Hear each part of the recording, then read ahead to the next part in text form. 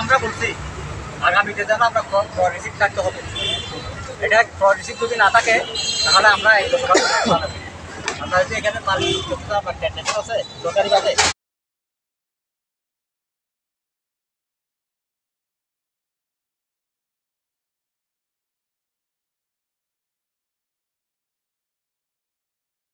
পচা তরকারি, পচা মাছ, এটা আমাদের ইনশিওর করতে হবে যে পচা জিনিস বিক্রি হয় কিনা। আমি আগে দেখতাম আমিরাবাদ বাজারে সন্ধ্যার পরে যে মাছগুলো বিক্রি করতো সেগুলো বলতে গেলে পচা এবং ডেট এক্সপায়ার্ড, সেগুলো খাওয়ার উপযোগী নয়, সেগুলো গরিব মানুষেরা কিনে যায়।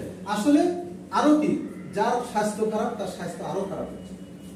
আসুন আমরা সিআরবি নয়, শুধু বাংলাদেশের সকল আপামর জনসাধারণ এগিয়ে আসুন এবং এই যে সমস্যাগুলো, সিন্ডিকেট, দাম বাড়িয়ে নেওয়া, পচা খাদ্য দেওয়া, ভেজাল তৈরি করা, বিভিন্ন ধরনের বিষ কেমিক্যাল প্রয়োগ করে খাদ্য তৈরি করা, এগুলা আমরা আরো সচেতন হই।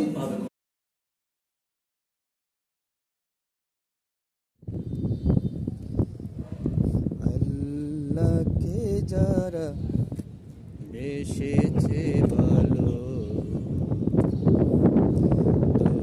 দুঃখকে আর তাদের থাকতে পারে,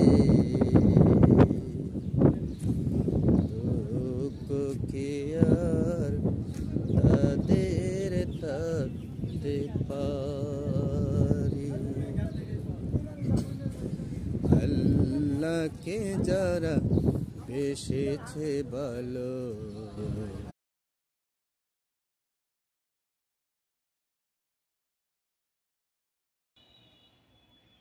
দেশ এবং দেশের বাহিরে যারা প্রবাসে আছেন, দেশে কর্মরত আছেন, তাদেরকে লোহাগাড়া থানার অন্তর্গত লোহাগাড়া সিটি হাসপাতালের পক্ষ থেকে সবাইকে আন্তরিক ধন্যবাদ এবং অভিনন্দন জানাচ্ছে।